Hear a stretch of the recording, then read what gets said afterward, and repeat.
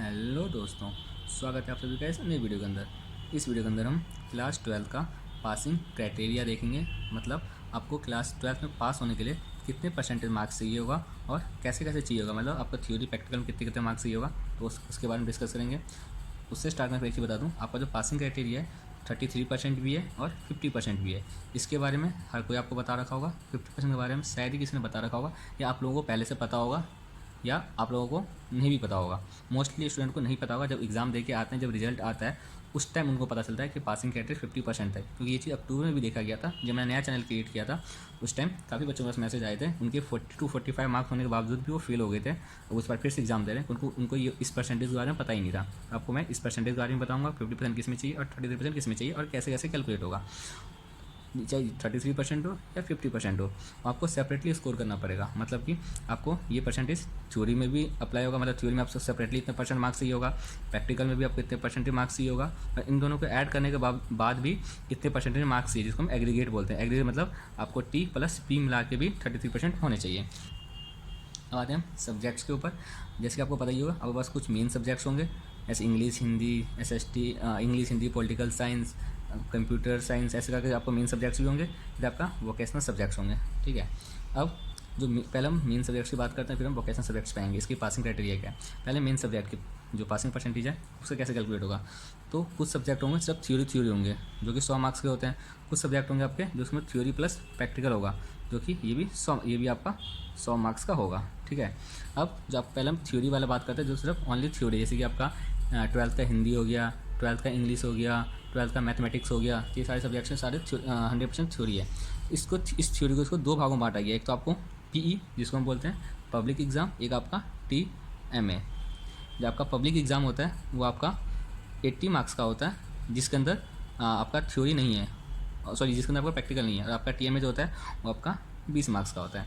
अब आपका जब आपका पब्लिक एग्ज़ाम होगा, आपको उस 80 में से जब 80 का आपको 33% लाना होगा पास होने के लिए।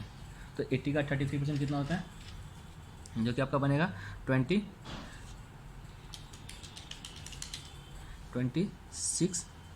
आपको ये मार्क्स लाने होंगे अगर आपको पास होना है तो। 80 मार्क्स। ठीक है। अब मान लेते हैं आपके इस 20 में से आपके आए हैं, मान लेते हैं आपके 4 मार्क्स ही आए हैं, सपोज लेते हैं 5 मार्क्स आ गए। ठीक है, एग्जाम्पल के ले रहा हूँ ये।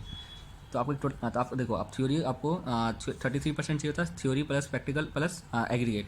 इसमें तो प्रैक्टिकल है ही नहीं, तो आपको बना थ्योरी को आपको मान लीजिए आपके आए 80 में से 33% आ गए, मतलब 26 आ गए, तो आप हो गए पास, थ्योरी में तो पास हो गए। जब आप इन दोनों का एग्रीगेट करोगे, तो हमें एग्रीगेट भी देखना है।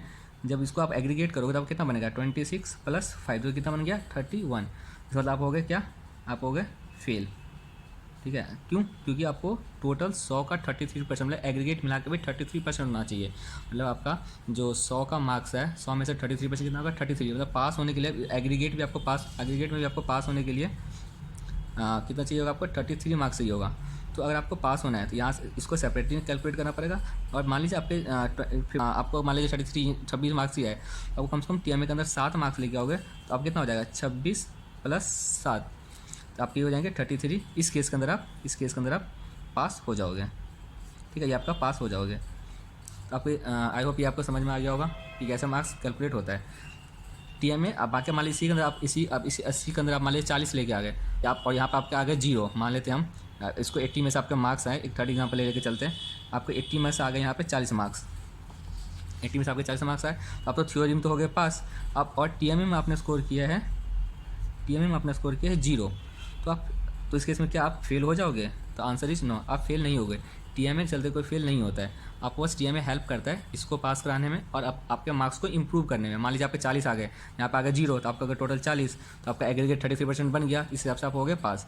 मान लेते आप यहीं पे आपके 20 में से 20 आ गए होते हैं, तो आप कितना हो जाते हैं, 40 + 20 यानी 60% मार्क्स हो जाते हैं। तो TMA आपको पास कराने में हेल्प करता है और मार्क्स को इंप्रूव करने में हेल्प करता है। TMA की वजह से आप फेल नहीं हो सकते। ये तो आपका हो गया जो ऐसा सब्जेक्ट जो सिर्फ थ्योरी था, इसको बंद करते हैं। अब हम आते हैं जो थ्योरी प्लस प्रैक्टिकल है। तो जैसे आपको बताइए ये टोटल 100 मार्क्स का होता है, ये मिला के भी, जिसके अंदर आपको प्रैक्टिकल्स जो होते हैं वो कुछ सब्जेक्ट जो आपके मेन सब्जेक्ट्स हैं, जो जनरली कुछ सब्जेक्ट ऐसे हैं यहाँ पे आपको प्रैक्टिकल 20 मार्क्स का है। अगर आपका प्रैक्टिकल 20 मार्क्स का है तो आपका थ्योरी कितने मार्क्स हो जाएगा, यहाँ पे 80 मार्क्स का होगा। ठीक है। कुछ सब्जेक्ट ऐसे जहाँ पे आपका प्रैक्टिकल 40 मार्क्स है, जैसे 12th का कंप्यूटर साइंस, यहाँ पे 40 मार्क्स का है, तो आपका यहाँ पे जो आपका तो आपका थ्योरी कितने का हो जाएगा, 60 मार्क्स का। अगर कुछ सब्जेक्ट ऐसे कुछ सब्जेक्ट ऐसे जहाँ पे आपको प्रैक्टिकल 60 मार्क्स के हैं, जैसे कि डाटा एंट्री ऑपरेशन आपका 60 मार्क्स का प्रैक्टिकल है, इसका थ्योरी कितना हो जाएगा 40 मार्क्स का हो जाएगा। कुछ सब्जेक्ट ऐसे हैं जहाँ पे आपके 70 मार्क्स के प्रैक्टिकल्स है, जैसे कि आपका हो गया पेंटिंग 70 मार्क्स का है, यानी 30 मार्क्स का आपका थ्योरी हो गया। ये आपको समझ में आ गया होगा। अब आपको इस सब्जेक्ट में अगर प्रैक्टिकल में भी आपको पास होने के लिए 33% लाना पड़ेगा। तो आप इसका कैलकुलेट कर लीजिए। मान लीजिए जिसका 20 मार्क्स का प्रैक्टिकल है, तो 20 मार्क्स का 33% कितना बनेगा पास होने के लिए आपको चाहिए प्रैक्टिकल में 7 मार्क्स चाहिए। ऐसे आपको यहाँ पर पास होने के लिए 14 चाहिए होगा 33%। थर्ड वाले अगर 20 मार्क्स का प्रैक्टिकल है तो आपको पास होने के लिए प्रैक्टिकल में 20 मार्क्स चाहिए, और 70 वाले में आपको पास होने के लिए प्रैक्टिकल में मार्क्स चाहिए 23। आपको इसमें मान लीजिए आपको पूरे 80 में 80 लेके आ गए, 60 में 60 लेके आ गए, 40 में 40 के लेके आ गए, 30 में 30 लेके आ गए, पूरा 100% यहाँ मार्क्स लेके आ रहे हो। बट आपको इस मार्क्स से कम आ गया ना प्रैक्टिकल के अंदर, तो भी आपका जो मार्कशीट आएगा वहाँ लिखा होगा subject yet to be clear in practical, SYCP लिखा हुआ आएगा। तो इसलिए आपको यहाँ पे भी पास होना है, यहाँ पे भी पास होना है, और दोनों को मिला के ओवरऑल भी पास होना है। ये आपको ध्यान रखना है। ये आपको समझ गया पास। अब यहाँ पर देखिए जो मार्क्स है ना, इसको आप 2 भागों में बटेगा। जो थ्योरी का आपको PE में जाएगा और TMA में जाएगा। अब TMA में कितना जाएगा, ये जो आपका मार्क्स है ना, जो थ्योरी के जितने मार्क्स हैं, इसका जो आपका 20% जो है वो TMA का जाएगा। जैसे कि 80 का 20% आपका हो गया 16, इसका हो गया 12, इसका हो गया आपका 8, और इसका हो गया आपका 6। इतने का आपका TMA मार्क्स होगा। बाकी बैलेंस कितना बच गया, यानी इसका जो आपका 80% जो होगा वो जाएगा आपका पब्लिक एग्जाम में, जो कि आपका कितना मार्क्स बनेगा 64 इसका बनेगा, इसके केस में 64 बनेगा। यहाँ पे आपका 48, 32 एंड 24 बनेगा। इस सबका 80% यहाँ आएगा, 20% यहाँ आएगा। अब आपको पास होने के लिए जो आपका थ्योरी का जो भी अब 6 अप्रैल से एग्जाम होने वाला है, इसमें भी अगर आपको पास होना है तो आपको जो 33% लाना पड़ेगा मार्क्स, 33% लाना होगा, जो कि इन सब्जेक्ट का 33% कितना बनता है। अब इसका 33% निकालोगे तो आपका बनेगा 21, दूसरे वाले का 16, तीसरे वाले का 11, और इसका बनेगा आपका 8। आपको पास होने के लिए ये मार्क्स चाहिए होगा। मतलब आपको अगर पास होना है तो ये मार्क्स तो चाहिए, साथ में आपको प्रैक्टिस करना तो ये मार्क्स चाहिए। अब आप इन दोनों को जब ऐड करोगे ना, अभी हम TMA को होल्ड करते हैं, इन दोनों को ऐड करोगे कितना बनेगा 21, 7, 28। ठीक है, इन दोनों को हमने ऐड कर दिया।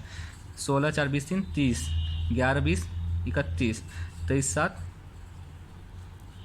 30 से 31। आप देखोगे, देखो अगर आप मान लो TMA एब्सेंट है, आपने TMA नहीं दिया, तो आपको पास करने के लिए इन दोनों मिला के भी 33% चाहिए। देखो किसी में भी 33% नहीं, मतलब फिर भी आप फेल हो। यहाँ पे भी आप इंडिविजुअली पास हो गए, यहाँ पे भी आप इंडिविजुअली पास हो गए, बट ओवर आप फेल हो गए, क्योंकि आपके 33% प्रोबेबली बनने चाहिए थे, जो कि नहीं बने।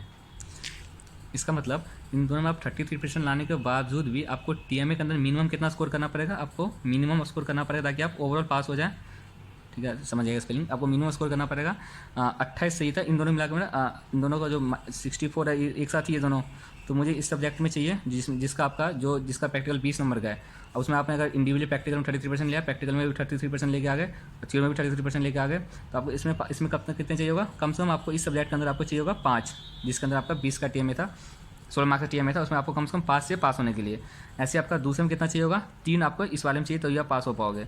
ठीक है, इसके अंदर आपको चाहिए होगा कितना 31, 2 नंबर चाहिए होगा, और इसमें आपको चाहिए होगा 2 नंबर। एक बार कैलकुलेशन आप समझिएगा। मेरे कैलकुलेशन हो सकता है कुछ मिस्टेक्स हो, पर आपको समझ में आ गया ना कैसे कैलकुलेट करना है। तो आप अगर इतने स्कोर मिनिमम कर लोगे तो आपका ये सब्जेक्ट क्लियर हो जाएगा अभी 33% के साथ। बाकी आपको अच्छे स्कोर करना है। आप इसके भरोसे मत जाइएगा, हमेशा टारगेट हाई रखिएगा, क्योंकि जितना टारगेट लो रखोगे, जितना टारगेट रखोगे उसे हमेशा कम मार्क्स ही आएंगे।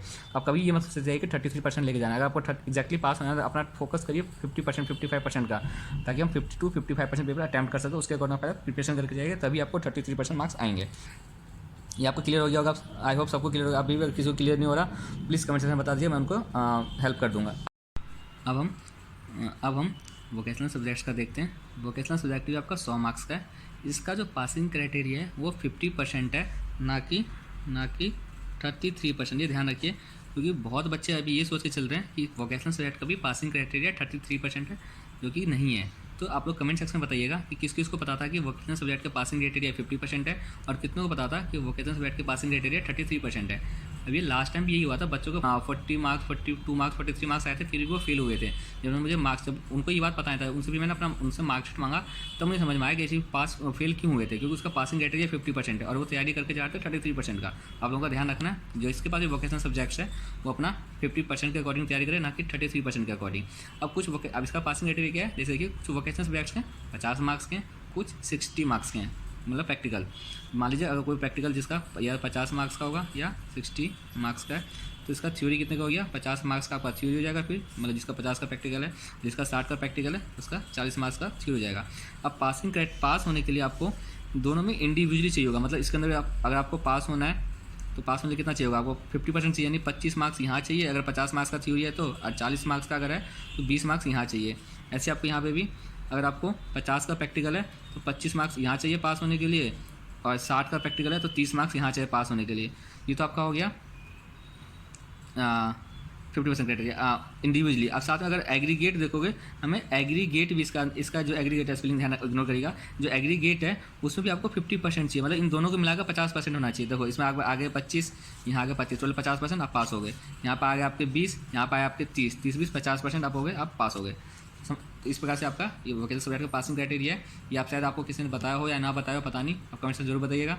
प्लीज़ अगर वीडियो लगता है आपको इन्फॉर्मेटिव हो तो वीडियो को लाइक कर दीजिएगा, शेयर कर दीजिए, क्योंकि इस सब्जेक्ट के बारे में बहुतों को नहीं पता। और चैनल को सब्सक्राइब नहीं किया या पहली बार आप इस चैनल पर आ रहे हैं, प्लीज़ चैनल को सब्सक्राइब जरूर करिए, बेल आइकन प्रेस कर दीजिए, ताकि ऐसे इन्फॉर्मेटिव वीडियो मैं डालता रहूँ, आप लोगों को इस वीडियो से ऐसे हेल्प मिलती रहे। धन्यवाद, मिलते हैं अगली वीडियो के अंदर।